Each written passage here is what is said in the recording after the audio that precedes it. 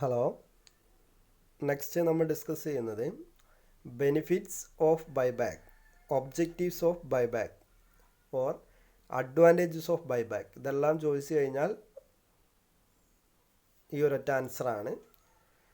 Objectives of buyback, benefits of buyback, advantages of buyback or reasons of buyback എന്ന് ചോദിച്ചു കഴിഞ്ഞാലും നമുക്ക് ഈ പോയിൻറ്റ്സ് ഓർത്ത് വെച്ചാൽ മതി. നോക്കാം എന്തൊക്കെയാണ് objectives of buyback. First point പറയുന്നത് it helps to increase the market price of shares.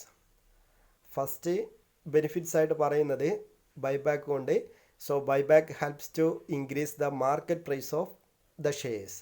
ഷെയറിൻ്റെ മാർക്കറ്റ് പ്രൈസ് ഇൻക്രീസ് ചെയ്യാൻ buyback സഹായിക്കുമെന്നുള്ളതാണ്.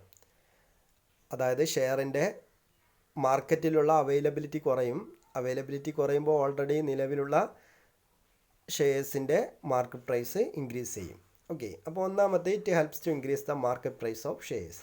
Second, it helps to increase the EPS, earning per share. രണ്ടാമത്തെ ഒരു കാര്യം പറയുന്നത് buyback helps to increase the earning per share. ഒരു ഷെയറിന്മേൽ നിന്ന് കിട്ടുന്ന ഏണിങ്സ് ആണ് ഏണിംഗ് പെർ ഷെയർ എന്ന് പറയുന്നത്. അപ്പം നമ്പർ ഓഫ് ഷെയർസ് എന്ന് പറയുന്നത് റെഡ്യൂസ് ചെയ്യുന്ന സമയത്ത് നിലവിൽ ആ കമ്പനിയുടെ മാർക്കറ്റ് ഷെയറിന് അല്ലെങ്കിൽ മാർക്കറ്റ് പ്രൈസ് എന്ന് പറയുന്നത് ഇൻക്രീസ് ചെയ്യും. അതിലൂടെ മാർക്കറ്റ് പ്രൈസ് ഇൻക്രീസ് ചെയ്യുമ്പോൾ ഓൾറെഡി ആ ഷെയറിൻ്റെ എന്തും കൂടും, ഏണിംഗ് പെർ ഷെയറും കൂടും. അപ്പോൾ ഇതാണ് സെക്കൻഡ് ബെനിഫിറ്റ് ആയിട്ട് പറയുന്നത്. It helps to increase the earning per share, EPS. Third, it helps to change the capital structure. ഇതിൻ്റെ ഇനീഷ്യൽ പാർട്ടിൽ തന്നെ നമ്മൾ പറഞ്ഞു, so buyback of share helps to change the existing capital structure of the company. നിലവിൽ ഉള്ള കമ്പനിയുടെ capital സ്ട്രക്ചറിൽ change വരുത്താൻ സഹായിക്കും എന്നുള്ളത്.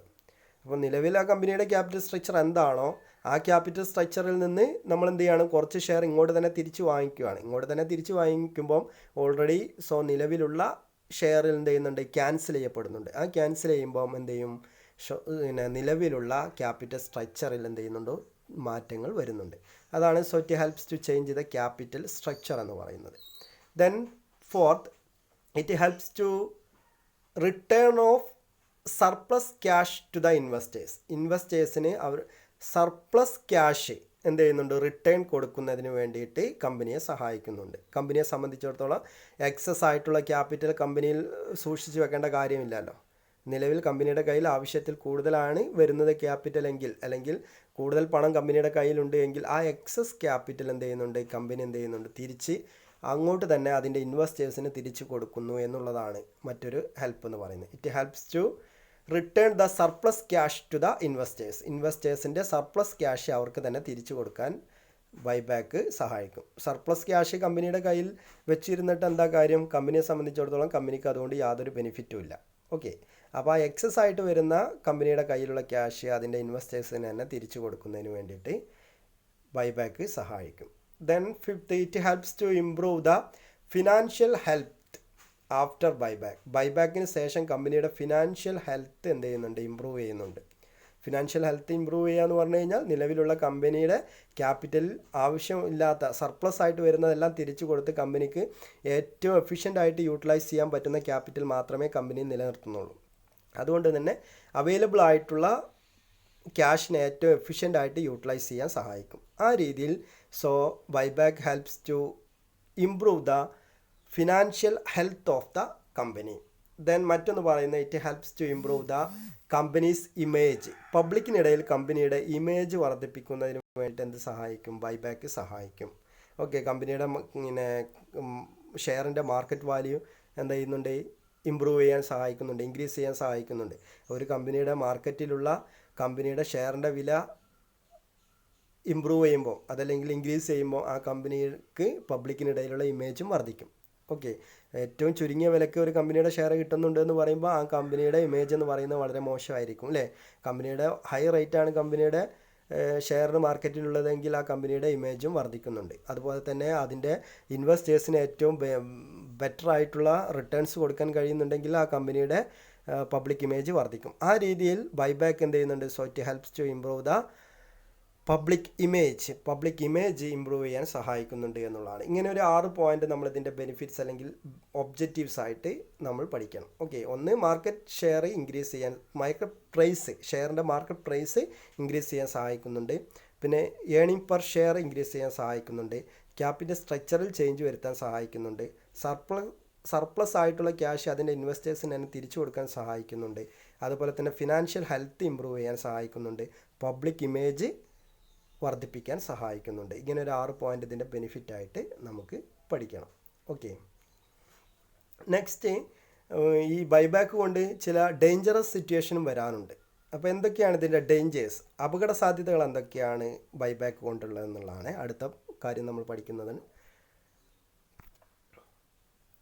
ഡേഞ്ചേഴ്സ് ഓഫ് ബൈബാക്ക് മെയിനായിട്ട് പറയുന്ന 3 പോയിൻ്റാണ് ബൈബാക്ക് കൊണ്ടുള്ള ഡേഞ്ചറസ് ആയിട്ടുള്ള സിറ്റുവേഷൻ എന്താണ്, അല്ലെങ്കിൽ പ്രയാസങ്ങൾ എന്തൊക്കെയാണെന്നുള്ളതാണ്. ഒന്നാമത്തെ കാര്യം പറയുന്നത് it may be used as a tool of insider ട്രേഡിങ്ങിനുള്ള ഒരു ടൂളായിട്ട് ബൈബാക്കിനെ കമ്പനി ഉപയോഗിക്കാം. എന്താണ് അപ്പോൾ ഇൻസൈഡർ ട്രേഡിംഗ് എന്ന് പറഞ്ഞു കഴിഞ്ഞാൽ, ഒരു കമ്പനി അതിൻ്റെ പുതിയ ഷെയർ ഇഷ്യൂ ചെയ്യുന്ന സമയത്ത് നിലവിലുള്ള ഷെയർ ഹോൾഡേഴ്സിന്, അല്ലെങ്കിൽ അതിൻ്റെ കമ്പനിയിലുള്ള നിലവിലുള്ള ഷെയർ ഹോൾഡേഴ്സ് തന്നെ വിൽക്കുന്നതിനെയാണ് ഇൻസൈഡർ ട്രേഡിംഗ് എന്ന് പറയുന്നത്.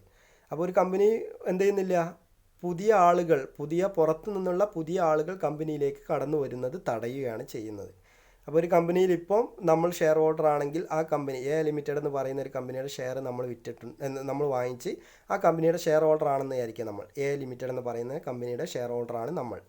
ഓക്കെ, അപ്പോൾ ആ കമ്പനി പുതിയൊരു ഷെയർ ഇപ്പോൾ ഇഷ്യൂ ചെയ്യുകയാണ്. നമ്മളത് 2000 എടുത്താണ്, ഇപ്പോൾ 2020 ഇപ്പോൾ കമ്പനി പുതിയൊരു ഷെയർ ഇഷ്യൂ ചെയ്യുന്നുണ്ട്.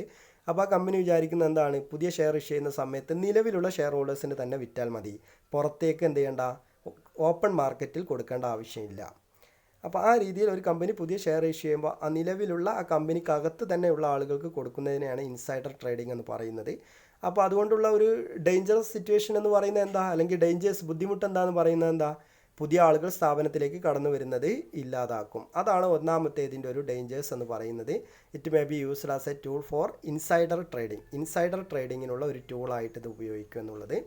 Second, it may be used for manipulating the prices of ഷെയറിൽ എന്ത് ചെയ്യും, ഷെയറിൻ്റെ വിലയിൽ മാനിപ്പുലേഷൻ നടത്താൻ, കൃത്രിമം കാണിക്കാൻ എന്ത് സഹായിക്കും, ബൈബാക്ക് കാരണമാകും എന്നുള്ളതാണ്.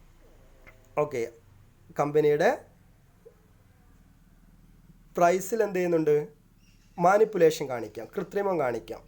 ഓക്കെ, അപ്പോൾ ഇൻസൈഡർ ട്രേഡിംഗ് പോലുള്ള കാര്യങ്ങൾ നടക്കുമ്പോൾ അവരുടേതായിട്ടുള്ള ആളുകൾക്ക് തന്നെ വിൽക്കുന്നത്, അതുകൊണ്ട് തന്നെ കമ്പനിക്ക് മാർക്കറ്റിലുള്ള എന്ത് വിലയുണ്ടോ ഷെയറിന് അതിനേക്കാൾ കുറഞ്ഞ വിലക്ക് അതിൻ്റെ ഉള്ളിൽ വിൽക്കാം, അതല്ലെങ്കിൽ അത് കൂടിയ വിലക്കാവാം.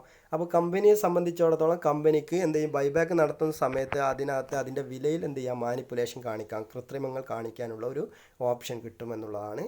മറ്റൊന്ന് പറയുന്നത് it reduce the position of minority share ഹോൾഡേഴ്സിനെ സംബന്ധിച്ചിടത്തോളം അവരുടെ പൊസിഷൻ എന്ത് ചെയ്യുന്നുണ്ട്, റെഡ്യൂസ് ചെയ്യുന്നുണ്ട്. മൈനോറിറ്റി ഷെയർ ഹോൾഡേഴ്സ് എന്ന് പറയുന്നത് എന്താണ്, ആ കമ്പനിയുടെ ഏറ്റവും ലീസ്റ്റ് ഷെയർസ് വാങ്ങിച്ചിട്ടുള്ള ആളുകളാണ്, ഏറ്റവും കുറച്ച് ഷെയർസ് വാങ്ങിച്ചിട്ടുള്ള ആളുകളാണ്. അപ്പം ഇൻസൈഡർ ട്രേഡിംഗ് പോലുള്ള ഓപ്ഷൻ ഉണ്ടാകുന്ന സമയത്ത് ആ കമ്പനിയുടെ ഏറ്റവും പുതിയ ഷെയർ ഇഷ്യൂ ചെയ്യുന്ന സമയത്ത് ആ പുതിയ ഷെയർ ഇഷ്യൂ ചെയ്യുമ്പോഴും എന്ത് ചെയ്യുന്നുണ്ട്, നിലവിലുള്ള ഷെയർ ഹോൾഡേഴ്സ് തന്നെ അത് വാങ്ങിക്കുമ്പോൾ ഈ കമ്പനിയുടെ ഭൂരിപക്ഷം വരുന്ന ഷെയറുകളും കുറച്ച് ആളുകളുടെ കൈകളിൽ മാത്രം എന്ത് ചെയ്യും, ആയിരിക്കും. ഓക്കെ, അപ്പോൾ 10,000 ഷെയർ എടുത്ത ഒരു വ്യക്തിയെ സംബന്ധിച്ചിടത്തോളം 50 ഷെയർ എടുത്ത ഒരു വ്യക്തിയെ സംബന്ധിച്ചിടത്തോളം അവരുടെ നിലവിലുള്ള പൊസിഷൻ എന്ന് പറയുന്നത് എന്തായിരിക്കും, മാറ്റം ഉണ്ടാവും. 10,000 ഷെയർ എടുത്തൊരു വ്യക്തിയെ സംബന്ധിച്ചിടത്തോളം അയാളാണ് കമ്പനിയുടെ മെജോറിറ്റി ഓഫ് ഷെയർ വാങ്ങിച്ചത്. 50 ഷെയർ എടുത്ത വ്യക്തിയെ സംബന്ധിച്ചിടത്തോളം അപ്പോൾ അങ്ങനെ വളരെ കുറച്ച് ഷെയർ വാങ്ങിച്ച ആളുകളാണ് മൈനോറിറ്റി ഷെയർ ഹോൾഡേഴ്സ് എന്ന് പറയുന്നത്.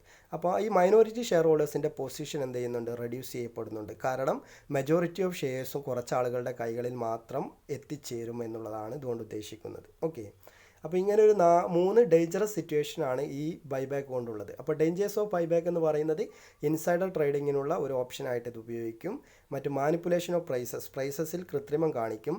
പിന്നെ മൈനോറിറ്റി ഷെയർ ഹോൾഡേഴ്സിൻ്റെ പൊസിഷൻ റെഡ്യൂസ് ചെയ്യും, അവരുടെ റോള് കുറയും.